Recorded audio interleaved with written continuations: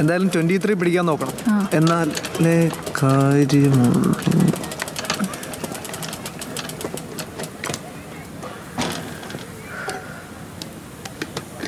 നല്ലപോലെ ടൈറ്റ് ചെയ്തു. 23.45.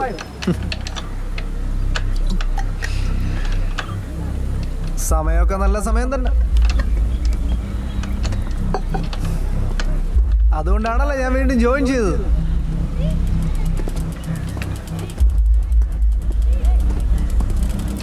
മനസ്സ് വെച്ച ഒന്നുകൂടെ നന്നാക്കാം. മോളിജി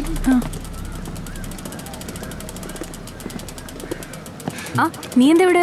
വേഷം കണ്ടിട്ട് മനസ്സിലായില്ല. ഇവിടെ ചാടുപ്പുണ്ടോ? ചായടുപ്പല്ല, കേറ്ററിംഗ്. അതൊരു കലയാണ്. നിന്നെ പോലെ ഇങ്ങനെ സൈക്കിളും ചവിട്ടി നടന്നാലേ അത് മനസ്സിലാവുകയല്ല.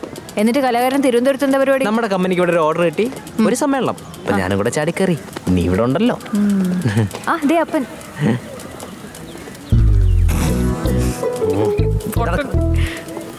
ആ തെണ്ടി എങ്ങനെയാ തിരിച്ചു കയറിയേ?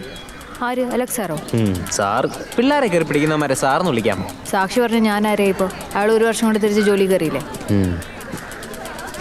ഇതാണ് ഹോസ്റ്റല്. എന്തേ? ശോകമാണല്ലോ. ഇതെന്നാ ബിൽഡിംഗ് ഇത്? അതെ, ഞങ്ങൾ സഹിച്ചു. ഉള്ളതിൽ ഭേദം ഈ ബ്ലോക്കാ. ഇതെങ്കിലും കിട്ടിയത് ഭാഗ്യം. ഒന്ന് പിടിച്ചേ. എനിക്ക് ഒന്ന് ടൗൺ വരെ പോകണം, കുറച്ച് സാധനം മേടിക്കാനുണ്ട്. ഞാൻ ഒന്ന് കുളിച്ചേച്ചും വരാം. അതെ, എനിക്കിന്ന് വർക്കുണ്ട്.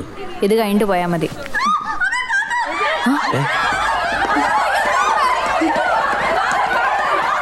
എന്നാ പാമ്പാണ്, ഞാൻ കയറി നോക്കാം. പോ, എന്നെ വേഞ്ചില്.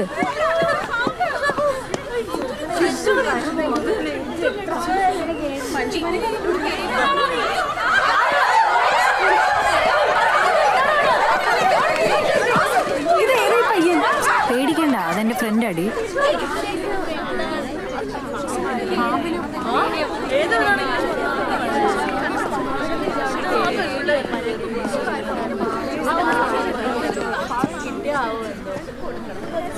ഇതെന്തോ ഇത്?